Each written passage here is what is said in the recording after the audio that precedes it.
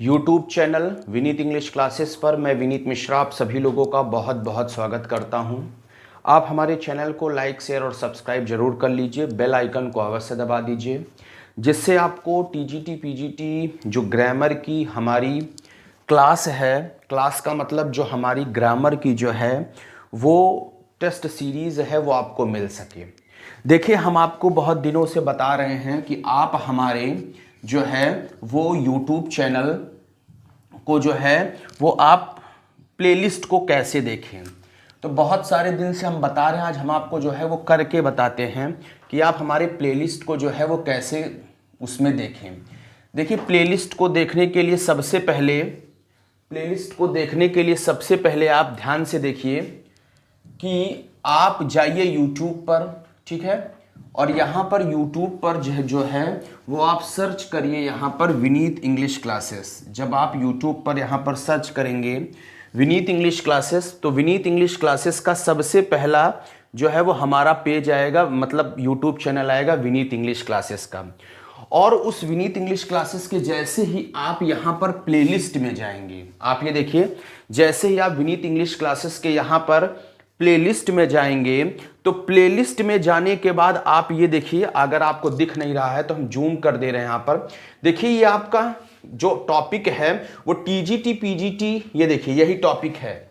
ये जो टॉपिक आपको हम दिखा रहे हैं ये देखिए, टीजीटी पीजीटी कंप्लीट ग्रामर, ये टीजीटी पीजीटी कंप्लीट सिलेबस। इसमें टीजीटी पीजीटी का कंप्लीट सिलेबस आप देखिए 54 वीडियो पड़ी हुई हैं। आप ये देखिए 54 वीडियोस हैं। आपको हम दिखा भी दे रहे हैं कि क्या क्या कैसे कैसे यहाँ पर है। तो देखिए, आप इसको जब इस प्लेलिस्ट को यहाँ पर, सॉरी ये प्लेलिस्ट चली गई, यहाँ पर प्लेलिस्ट आए, आप प्लेलिस्ट को ओपन किए, आप ये देखिए टीजीटी पीजीटी कहाँ गई, टीजीटी पीजीटी कंप्लीट सिलेबस। आपने इस प्लेलिस्ट को ओपन किया, देखिए इसमें पूरे वीडियोस पड़े हुए हैं। आप देखिए नॉर्मल लिविस के भी इसमें वीडियो, इसमें आप देखोगे तो सारे टॉपिक पड़े हैं, सिंथेसिस, ट्रांसफॉर्मेशन, नरेशन, मतलब अगर आप हिसाब से कह सकते हैं तो यहाँ पर 54 वीडियोस, जो 54 वीडियो हम आपको ग्रामर का बताए हैं, उस 54 वीडियोस में आपको कंप्लीट ग्रामर है।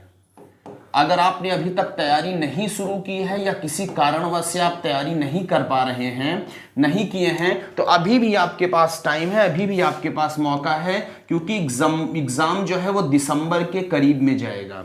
तो यहाँ पर आप जाकर ये पूरे वीडियोस को जो है वो हमारे पूरे वीडियोस को देख सकते हैं। देखिए, आप नीचे जाएंगे तो आपको नॉर्मल लिविस भी मिल जाएगा, नाउन नंबर मिल जाएगा, पूरा एडजेक्टिव, पूरा पार्ट्स ऑफ स्पीच अगर आप देखेंगे तो हर एक चीज, एक्टिव पैसिव टेंस, ठीक है, टाइम एंड टेंस, ठीक है, घंटा 7 मिनट में टाइम एंड टेंस, और उसके बाद एडवर्ब, पूरा टॉपिक देखिए। नॉर्मल लिविस भी आपको यहाँ पर हमने जो है वो पढ़ाई है ना। तो यहाँ पर आपको एक एक चीजें मिलेंगी। अगर आपको प्रैक्टिस भी देखना है तो आप यहाँ पर देखेंगे तो आपको प्रैक्टिस भी, देखिए फ्री बैच यहाँ पर आपको नॉर्मल लिविस का अलग से मिल जाएगा, ठीक है। उसके बाद यहाँ पर आप देखेंगे तो आपको टारगेट सीरीज में भी जो है वो आपको वो मिल जाएंगी प्रैक्टिस। तो यहां से जाकर आप पूरी प्रैक्टिस को, पूरे चीजों को अच्छे ढंग से जो है वो सॉल्व कर सकते हैं। अब आइए हम आते हैं अपने टॉप 20 क्वेश्चंस पर, जो कि हमें प्रैक्टिस में आज, प्रैक्टिस के माध्यम से जिसको हमें जो है वो आज प्रैक्टिस में देना है। चलिए आइए, पहला क्वेश्चन है, बहुत इंपॉर्टेंट क्वेश्चन आपके सामने हम रख रहे हैं।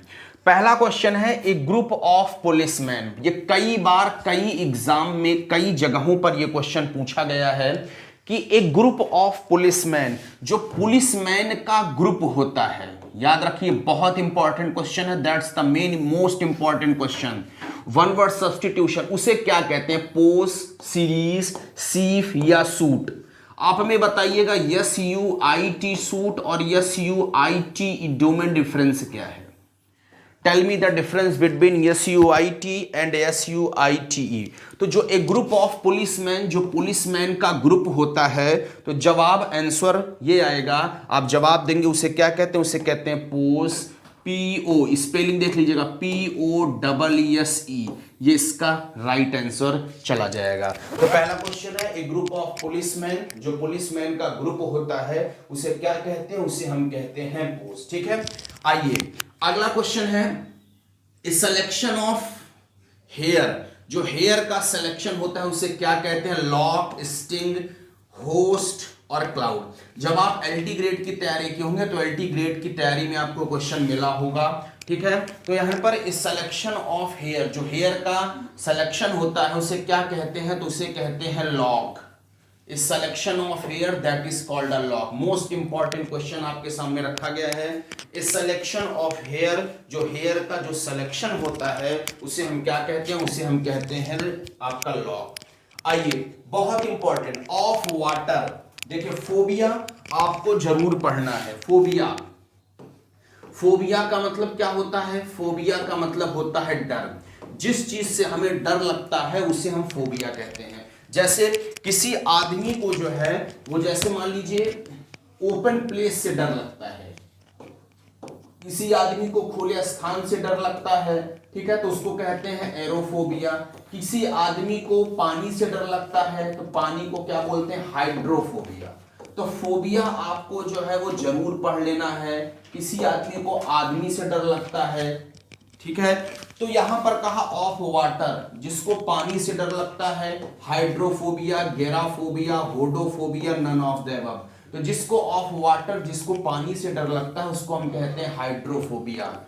ये फोबिया आप जरूर पढ़ लीजिएगा। जिसको पानी से डर लगता है that is called a hydro, PHOB। जिसको पानी से डर लगता है उसे हम कहते हैं हाइड्रोफोबिया। चले आगे, सिनोनिम ऑफ गेनसे, बहुत इंपॉर्टेंट। गेनसे का सिनोनिम क्या होगा? बहुत इंपॉर्टेंट। देखिए, गेनसे का मतलब क्या होता है? गेनसे माने होता है किसी चीज को मना करना। गेनसे का मतलब क्या होता है? गेनसे माने होता है किसी चीज को मना करना। अगर इसका सिनोनिम हम जाएं तो इसका सिनोनिम हो जाएगा डिनाई, और गेनसे का एंटोनिम जाएं तो एंटोनिम क्या हो जाएगा? एक्सेप्ट। कंफर्म है? गेनसे का सिनोनिम क्या हो जाएगा? डिनाई, और एंटोनिम जाएंगे तो एक्सेप्ट। कंफर्म हो गया? कंफर्म है? अब देखिए, कुछ शब्द हम आपको बता दे रहे हैं। जैसे ध्यान दीजिए, जैसे एक शब्द है बाइनियल, जैसे एक शब्द है डिलेमा, बहुत बार आया है। इसकी स्पेलिंग देख लीजिएगा, DILEMMA, डिलेमा। डिलेमा माने दुविधा में, इन अ फिक्स। जैसे हमने कहा एडामेंट, जैसे हमने क्या कहा? हमने कहा एडामेंट। तो एडामेंट का मतलब क्या होता है? दृढ़। कोई भी चीज हार्ड हो, ठीक है, इनफ्लेक्सिबल हो, तो वो चीज कहलाती है एडामेंट। जैसे हमने लिखा बाइनियल, बाइनियल किसे कहते हैं? बाइनियल उसे कहते हैं जो 2 वर्ष में हो, ठीक है। जैसे बिगाइल, जैसे हमने लिखा है बिगाइल, बिगाइल का क्या होता है? बिगाइल का सिनोनिम होता है डिल्यूड या चीट, किसी को धोखा देना। तो इन सब सिनोनिम को आपको बार बार जो है वो पढ़ना है। अगला है साइकोफेंट। ध्यान दीजिए, बहुत इंपॉर्टेंट शब्द है। नेक्स्ट शब्द आपका क्या है? साइकोफेंट। देखिए, साइकोफेंट का मतलब होता है चापलूसी करने वाला, बूट लिकर, ठीक है, बूट लिकर। या आप इसको एक चीज और बोल सकते हैं, जो चापलूसी करता, फ्लैटरर। जो चापलूसी करता है, जो चापलूसी करता है उसे हम क्या बोलते हैं? उसे हम कहते हैं फ्लैटरर, ठीक है, फ्लैटरिंग करना। अगला क्वेश्चन चले, next question. In order to maintain good health one should eat a diet. अगर आपको गुड हेल्थ मेंटेन करना है तो आपको in order to maintain good health maintain करना है तो वन शुड ईट अ, एक आदमी को कैसा डाइट खाना चाहिए? अगर हमने पूछा वन, ओ यानी वन, ये कौन सा प्रोनाउन है, तो वन ये जो है वो कौन सा प्रोनाउन है? अगर ऐसे पूछ लें तो वन आपका इंडेफिनिट प्रोनाउन है। याद रखिएगा, ONE1 ये आपका जो है वो कौन सा प्रोनाउन है? Indefinite pronoun. अगर हमने पूछा इंडेफिनिट प्रोनाउन किसे कहते हैं, तो आप डेफिनेशन में बताओगे, यदि किसी भी प्रोनाउन का प्रयोग किसी अनिश्चित नाउन के लिए किया जाए तो ऐसे प्रोनाउन को इंडेफिनिट प्रोनाउन कहा जाता है। जैसे one, few, many, someone, no one, anyone, somebody, nobody, anybody, ये सब आपके इंडेफिनिट प्रोनाउन कहलाते हैं। तो गुड हेल्थ को मेंटेन करने के लिए हमें कैसा डाइट चाहिए? बैलेंस्ड डाइट चाहिए। अगर हमें गुड हेल्थ को मेंटेन करना है तो हमें कैसा डाइट चाहिए? We have to use a balanced diet. हमें बैलेंस्ड डाइट का यूज करना पड़ेगा। आगे अगला question, as a result of many unsuitable candidates were selected for the post। बहुत इंपॉर्टेंट क्वेश्चन, ऐसे प्रकार के क्वेश्चन सिनोनिम को चेक करने के लिए आते हैं। As a result of tolerance, favouritism, humanity या weakness. As a result of many unsuitable candidates were selected for the post. तो as a result of tolerance क्या जाएगा? As a result of tolerance के रिजल्ट के कारण बहुत सारे unsuitable candidates जो है वो सेलेक्टेड फॉर द पोस्ट, इस पोस्ट के लिए सेलेक्ट कर दिए गए। आगे, बेल द कैट मीन्स, बहुत important idiom. Bell the cat का मतलब क्या होता है? जैसे बिल्ली के उसमें घंटी बजाना, इसका मतलब होता है to take first step at a personal risk. ठीक है, जैसे देखो बिल्ली का जब वो बिल्ली के गले में घंटी बंधी रहती है तो बहुत सारे लोग बहुत ध्यान से आते हैं। तो भाई to take first step at a personal risk, पहला जो आपका स्टेप है वो आप कैसे लेंगे? पहला स्टेप आप बहुत ही ज्यादा पर्सनल रिस्क पे लेंगे। अगला, इंटर बाय ब्रेक इनटू, अगला इडियम है। ब्रेक इनटू का मतलब कई बार कई एग्जाम में आया है। ब्रेक इनटू का मतलब होता है enter by force. Break into एक वीडियो है आपका, ब्रेक इनटू का मतलब क्या होता है? ब्रेक इनटू का मतलब हो जाता है इंटर बाय फोर्स, मतलब फोर्स के साथ आपको कहीं भी इंटर करिए, that's mean break into. This is the reason why he has not passed. अब आप देखिए, this is the reason why he has not passed, तो why he has not passed ये कौन सी क्लॉज है? एडजेक्टिव क्लॉज है, नाउन क्लॉज है, एडवर्ब क्लॉज है। अब आप देखिए, अब आपको हम एक चीज यहां पर ऐसे बता देना चाहते हैं। सबसे पहले क्लॉज किसे कहते हैं? क्लॉज कहते हैं किसी भी वाक्य का वह टुकड़ा जिसमें कोई फाइनाइट वर्ब हो, उसे क्लॉज कहते हैं। आप देखो, दिस इज द रीजन, ये एक क्लॉज है क्योंकि इसमें ये एक वर्ब है और यहां पर पास्ट एक वर्ब है, फाइनाइट वर्ब है, तो ये एक क्लॉज है, ये एक क्लॉज है। दोनों क्लॉज जिससे जुड़े वो आपका क्या हो गया? ये आपका हो गया वाई कंजक्शन हो गया। अब आप देखो, ये इसमें कह रहा है कि Y he has not past कौन सी क्लॉज है? तो देखो ये कौन सी क्लॉज है, अभी एक दिन आपको हम पूरा क्लॉज बता देंगे। इस क्लॉज को हम कहेंगे, ये जो क्लॉज लिखी गई है वो आपकी है एडजेक्टिव क्लॉज।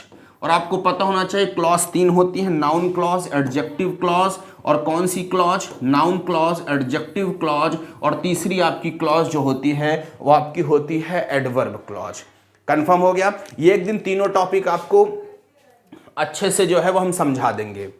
आगे, what is the past participle of flee? Flee माने भाग जाना, इसका पास्ट पार्टिसिपल क्या होगा? क्या FEL होगा या FELED होगा?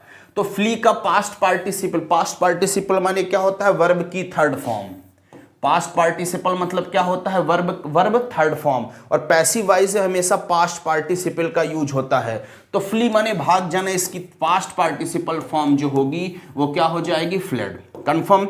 आइए, correct spelling, the correct spelling is, कई बार है, एक्यूमुलेट, ACCUMULATE। स्पेलिंग करने के लिए आप स्पेलिंग को बार बार पढ़िए, ACCUMULATE। यहां पर डबल यम नहीं होता है, यही आपको कंफ्यूज करता है। ठीक, एक यहां पे डबल यम नहीं होता है और एक यहां पर एक सी नहीं होता है, यानी पहले डबल सी आएगा, ACCUMULATE, that is called accumulate. कई बार एग्जाम में आया है। आगे आओ, सिमेट्रिकल, कई बार क्वेश्चन पूछा गया। सिमेट्रिकल, देखिए आपको स्पेलिंग कहा जाए तो आप स्पेलिंग पहले अपनी लिख लिया करिए, SYMMETRICAL, SYMMETRICAL, ये इसकी स्पेलिंग है। अब आप यहां पर देखिए, कहीं पर ये तो हो ही नहीं सकता, SYMMA कर दिया, गलत है। तो सिमेट्रिकल SYMMETRICAL। आगे, ये स्पेलिंग कई बार आई है, बहुत लोगों को फंसाती है। ओकेजन, आप देखिए कैसे फंसाता है, OCCASION होता है, ये करेक्ट स्पेलिंग है, OCCASION ये करेक्ट स्पेलिंग है, लेकिन फंसाता कैसे OCCASION, यही कंफ्यूज करता है। या आपको ऐसे कहेगा OCASSION, नहीं, ये सब स्पेलिंग, ये सब जो आपकी स्पेलिंग है वो गलत है। OCASSION भी गलत है। आपकी सही स्पेलिंग ओकेजन, यानी OCCASION, ये आपकी स्पेलिंग जो है वो सही है। आगे ये कई बार स्पेलिंग आई गारंटी, आप देखिए कई बार स्पेलिंग आई है गारंटी, ठीक है, कई बार स्पेलिंग क्या आई है गारंटी। देखिए गारंटी की स्पेलिंग क्या होती है, देखिए गारंटी GUAR, ध्यान दीजिएगा GURA नहीं, यही कंफ्यूज करता है, GUARANT गारंटी, GUAR कहां गया, ये है नहीं, GUARANT गारंटी। बहुत सारे लोग यहां कंफ्यूज होते हैं, गारंटी GURANT समझ लेते हैं, गलत है। गारंटी की स्पेलिंग GUARANT, ये आपकी गारंटी की जो है वो स्पेलिंग होती है। आगे he said to me what are you doing, he said to me what are you doing, इसका इंडायरेक्ट बनाना है। तो आप मेरी बात को गौर से समझिए, ध्यान दीजिए, ये कौन सा सेंटेंस है, इंट्रोगेटिव। जब इंट्रोगेटिव सेंटेंस आता है तो यहां पर सेड या सेड टू को पहली बात किसमें बदलते हो, आस्क्ड में। कामा इन्वर्टेड कामा के कंजक्शन स्थान पर वही जो क्वेश्चन वर्ड यूज होता है वही कंजक्शन पर रख देते हो व्हाट, और आर यू डूइंग का अफर्मेटिव बदलते हो यू आर डूइंग, और यू आर डूइंग का यहां पर मी है तो मी का क्या हो जाएगा आई, और इज का चला जाएगा वॉज, और यहां पर चला जाएगा डूइंग। तो आप इसको सही कर दो, he asked me what I was doing, ये आपका जो सी वाला ऑप्शन है ये आपका सही हो जाएगा। इंट्रोगेटिव में सेड या सेड टू को आस्क्ड में बदलते हैं, कॉमा इन्वर्टेड कॉमा के कंडीशन पर क्वेश्चन वर्ड के रूप में इफ या क्वेश्चन वर्ड का यूज करते हैं, फिर इस इंट्रोगेटिव सेंटेंस को अफर्मेटिव में बदल के सेंटेंस को इनडायरेक्ट में जो है वो बदल देते हैं। कंफर्म, आइए एवरीवन इज डिपेंडेंट, इसका ट्रांसफॉर्मेशन सब पढ़ाए हैं, ये सब एक एक चीज पढ़ाई गई है। एवरीवन इज डिपेंडेंट, इसका निगेटिव बनाना है। देखिए सबसे पहले ट्रांसफॉर्मेशन, ट्रांसफॉर्मेशन कहते किसे हैं, बहुत बार पढ़ाए हैं, आप प्लेलिस्ट पर जाकर देखोगे तो बताया गया है। ट्रांसफॉर्मेशन क्या है, किसी भी सेंटेंस को एक फॉर्म से दूसरे फॉर्म में चेंज कर दिया जाए लेकिन उसकी मीनिंग कभी भी चेंज ना हो, that is called a transformation. अब देखो एवरीवन के कंडीशन पर क्या होगा, नो वन, और उसके बाद डिपेंडेंट का एंटोनिम क्या हो जाएगा, इंडिपेंडेंट, ठीक है। तो यहां पर देखिए एवरीवन इज डिपेंडेंट, तो यहां पर हो जाएगा एवरीवन का क्या हो जाएगा, नो वन इज इंडिपेंडेंट, मिला लो। एवरीवन इज नॉट इंडिपेंडेंट, गलत है। नोबडी इज इंडिपेंडेंट, हाँ एवरीवन का क्या हो जाएगा, नो वन या नोबडी, दोनों सही है। नोबडी इज इंडिपेंडेंट, ये आपका ऑप्शन जो है वो सही माना जाएगा।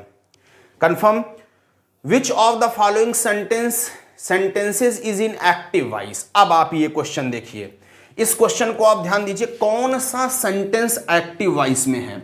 अब आप ये पूछा क्या, देखिए दो चीज पूछता है, कौन सा सेंटेंस एक्टिव वॉइस में है, यानी दो तरह से पूछेगा, कौन सा सेंटेंस एक्टिव वॉइस में है और कौन सा सेंटेंस पैसिव वॉइस में है। इस बात को दो तरह से आपसे पूछेगा, कौन सा सेंटेंस एक्टिव वॉइस, कौन सा सेंटेंस पैसिव वॉइस। इधर देखिए, अगर हैज हैव हैड के साथ वर्ब की थर्ड फॉर्म लिखी हो, इधर देखिए सीधा सीधा हैज हैव हैड के साथ वर्ब की थर्ड फॉर्म लिखी है तो सेंटेंस एक्टिव वॉइस में है। यानी एक डेफिनेशन आप ये कह सकते हैं कि हैज हैव हैड को छोड़कर, किसको किसको छोड़कर, हैज हैव हैड को छोड़कर बाकी किसी भी हेल्पिंग वर्ब के साथ अगर वर्ब की थर्ड फॉर्म रखी गई है तो वो सेंटेंस हमेशा पैसिव वॉइस में होगा। यानी क्या कह सकते हो कि हैज हैव हैड को छोड़कर और किसी भी हेल्पिंग वर्ब के साथ अगर वर्ब की थर्ड फॉर्म रखी गई है तो सेंटेंस पैसिव वॉइस में होगा। आपको मिलाना है, मिला लो। देखो हैज हैव हैड कहा गया है, यहां पर देखो हैव बीन के साथ वर्ब की थर्ड फॉर्म है, ये एक्टिव वॉइस में नहीं है।